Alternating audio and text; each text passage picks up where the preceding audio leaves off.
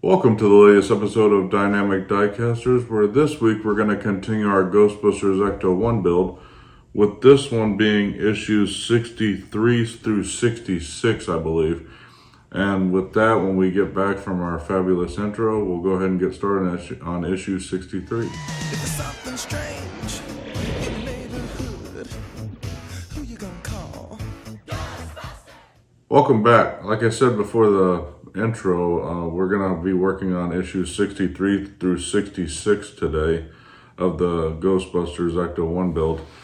I believe it's going to be a lot of the stuff related to the interior of the vehicle. One of the stages, actually, we might not be doing much to it because it's related to the gurney rails, so it'll be in the mod episode that I'll be filming next time. So that stage might be actually quite small. The rest of it is related to the wiring, it looks like, and the lighting. So with that, we'll go ahead and get started on stage 63. In this stage, we'll receive more gadgets for the rear cargo area of the Ecto-1. That's what I was basically mentioning.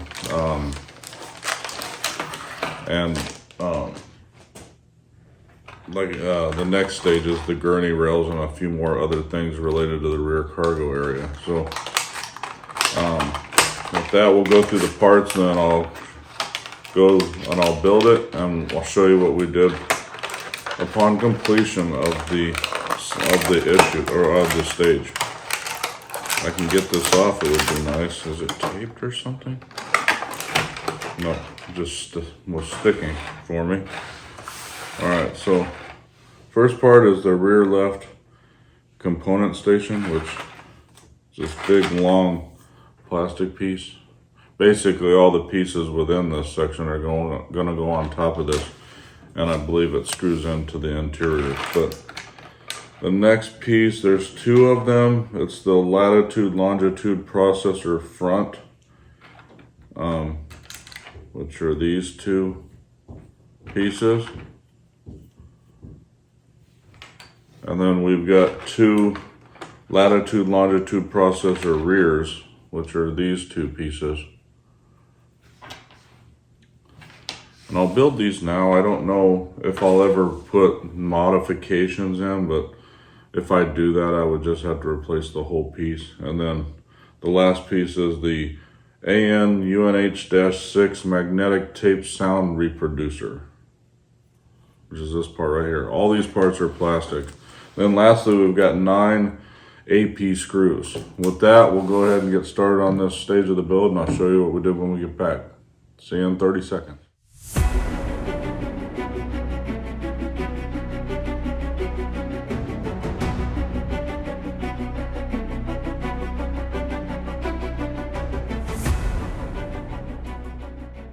That was actually pretty fast. That was it for stage 63. So basically we put together the latitude and longitude processors and added them to the back.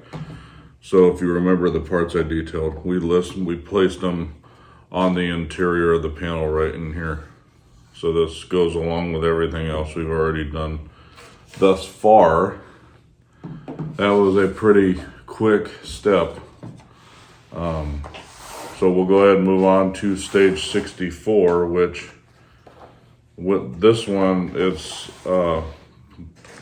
we get the control boxes for the rear of the Ecto-1, as well as the floor rails. Like I mentioned at the beginning, I bought the modifications for the gurney rails from Mike Lane Mods, so I will not be installing that part as part of this stage. So we'll look at the control boxes. I might actually go through the parts. I'm not sure if I'll be installing any of these at all, but I'll pull out those and I'll look at the screws. But in this part, we've got the Telefunken SB329 AR control box. That's this piece right here.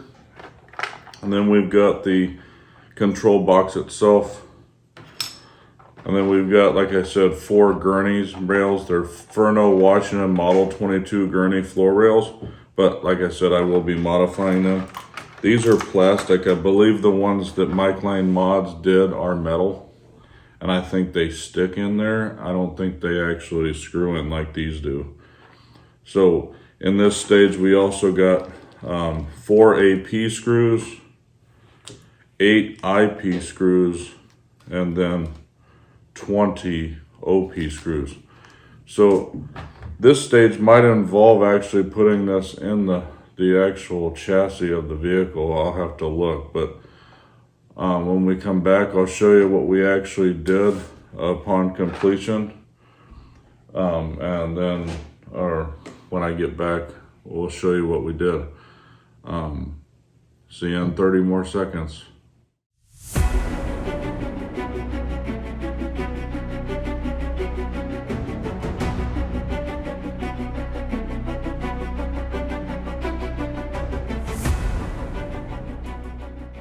That was another quick stage. That's it for stage 64. So basically what we did, if I can show you, from this side, we installed the control box right here.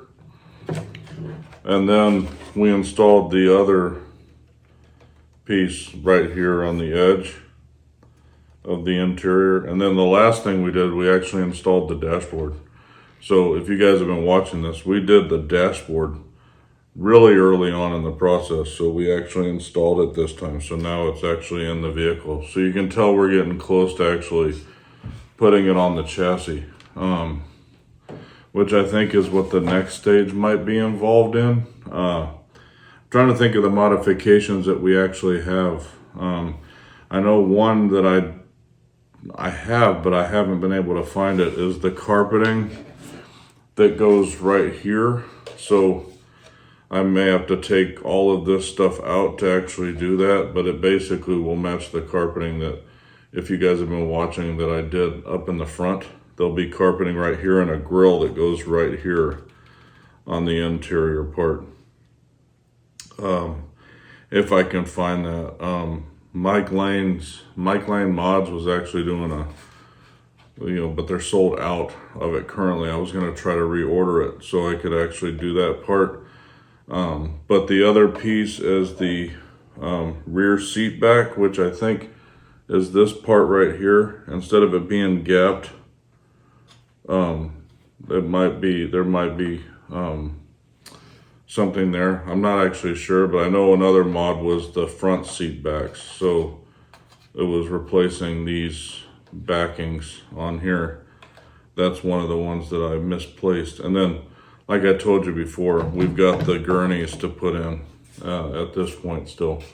So that'll be in the next Ghostbusters episode when we do that. So, but with that, we'll go ahead and get started on stage 65, which that's going to be the PCB for the vehicle and the speaker, it looks like, as well as the wires for the electrical part. So that's where I was saying that I would envision that we might be putting that in the chassis at this point of the build. So at least that's my thought anyways, because I don't know how we would do the wiring if it's not in that, but I think we'll see. Anyhow, there's quite a few parts and wires in this section, so might take a little bit, but we'll see. Be interesting to see if once I do that I can test the speaker. That would be kind of awesome for you guys to see that, but we'll see.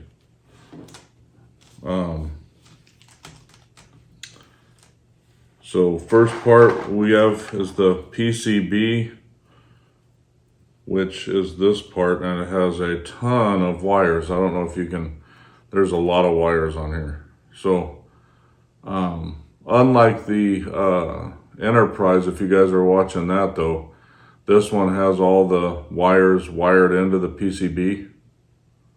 So in the Enterprise build, I actually have to wire everything into each panel and then plug it into a PCB. And currently I only have one, but I would envision, because they're running out of space, that we would have multiple for that build. So that's the first part, is the PCB. Then we've got the speaker, which is this piece right here. I'll be careful with it because I don't want to mess it up. But there's the speaker. Then we've got the speaker bracket right here. And then we've got the support, which there's 4 of them, which are these pieces right here. Not sure what they're used for. I'll be interested to see when I get to that part of the build what those are actually for. Then we've got the wire retainer right here. Then next we've got, oh shoot, this will be interesting because it's like which one, oh, they're labeled, that's nice. So J is the Federal 19 propeller ray wire. K is the, let's see, where did K go? K is the Whelen HRDF 200 strobe wire.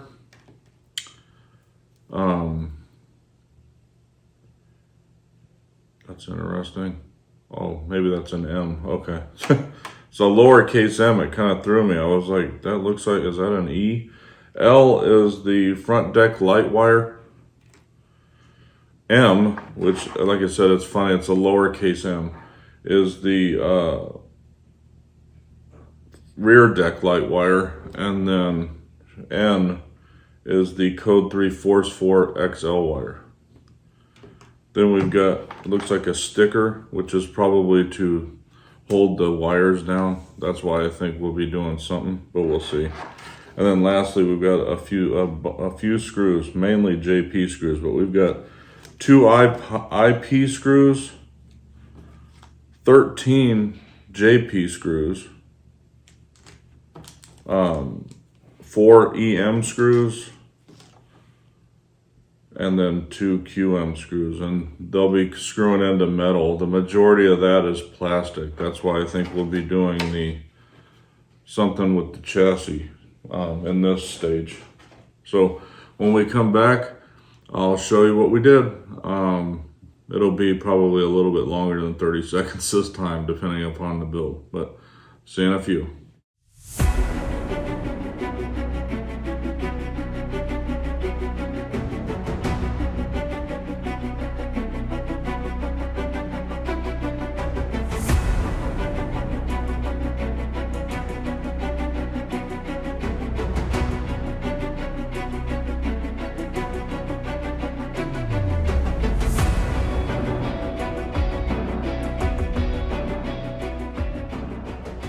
And that was stage 65.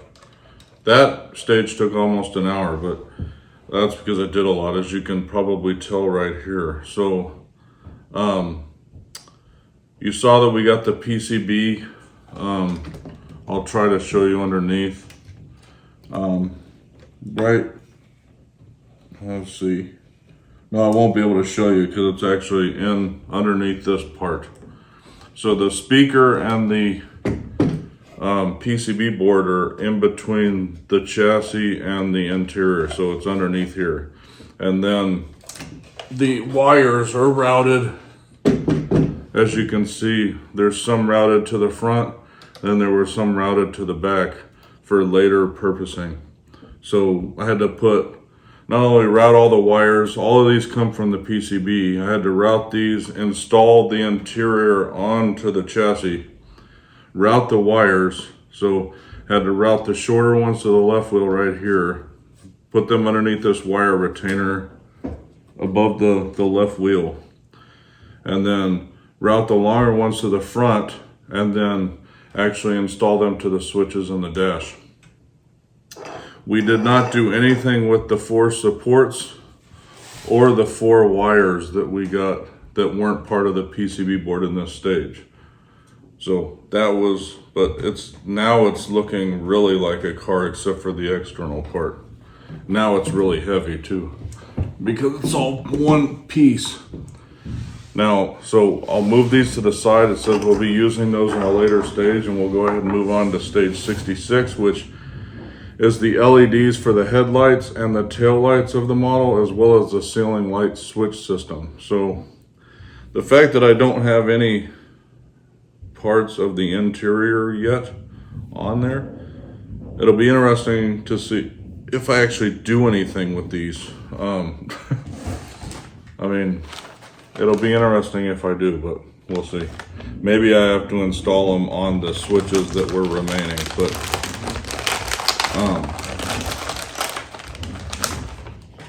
just in the possibility that I don't do anything with them, I might leave them in in this box. So, but I'll go through them anyways and just put them back just to be safe. So we've got,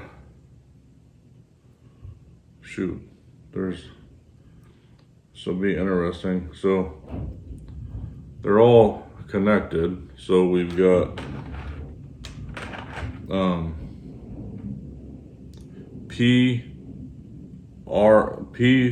let's see, I don't even see O. Let's see, P, R, and S in this batch. I see Q and O in this batch. So O is the left headlight,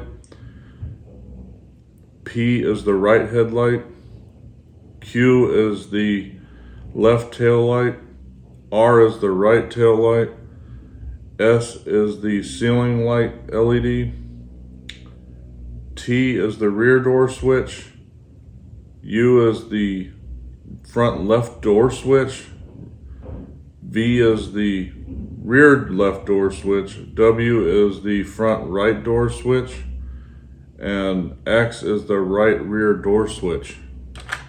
Like I said, they're all these wires. That's what came in this particular part of the build. So I'll go through this, and if I have to do anything, which I doubt they would just hand me parts and I don't do anything with the part of the build, it might just be plugging in plugs. So it might be a really quick part of the stage. So with that, I'll go ahead and get started and show you what we did when we get back. I'll see you in a few seconds.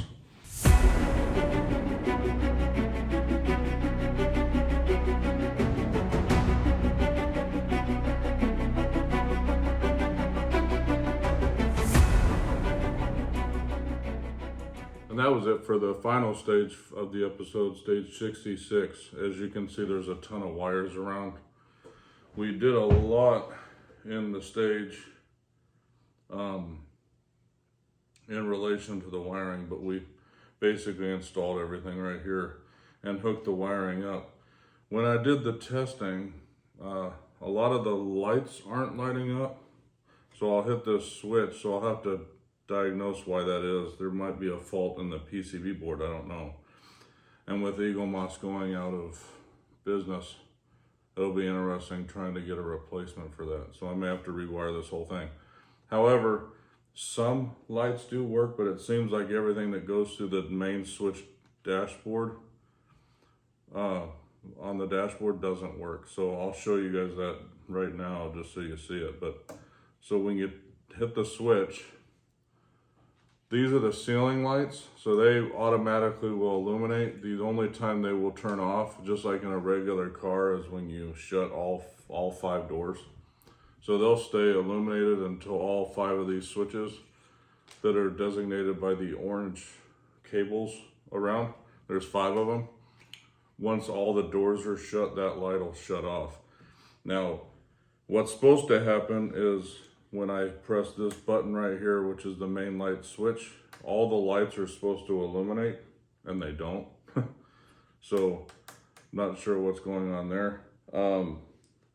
But if you look, when I press the brake pedal, the brake lights turn on.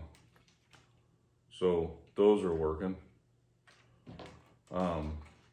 as they're supposed to. And then the sounds are working also. So the middle button will be the engine sound, so you can hear that.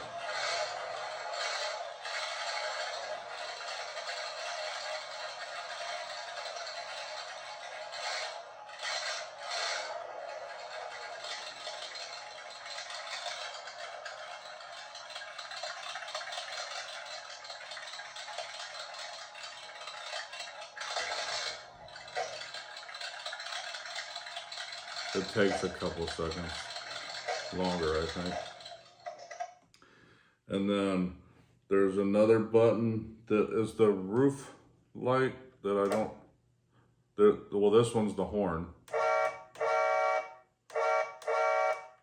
This next one is the roof light switch, which I believe is the ceiling light, so I'm not sure. I think you would test that with all the switches running, so I don't know if that one would work. Then this next one, I believe, is the siren. Let's see. They're hard to see because they're small in here. Oh, that's the horn. Yeah, there's the siren.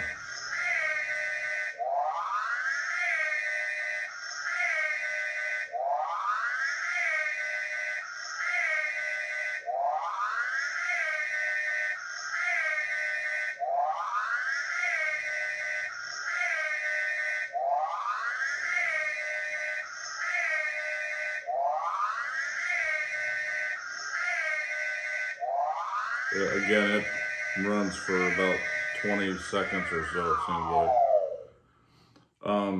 And that's pretty much it. I gotta diagnose why these lights aren't working. It seems odd that everything's working except for that. But I'll figure that out. But in the meantime, I hope you guys enjoyed this episode. It's nice to see the car actually coming together at this point. It's been in a bunch of pieces up until now. I know the next one, the next episode of the Ecto-1 starts the outer chassis, because the box that I have for the next few stages is pretty big. So I think it's like the whole top part, the outer shell anyways, not the details on the outside, but the next episode you'll probably see on the channel will be another unboxing day video. Then after that, it'll be another X-Wing build. So it'll be about another month before you'll see the next Ghostbusters build. But if you liked this and you haven't subscribed to our channel yet, go ahead and like and subscribe to our channel. And hit that bell so you get notified when the next videos come out. But for all of us at the Heart of Geek, I hope you enjoyed this episode, and I'll see you in the next one. Have a good one.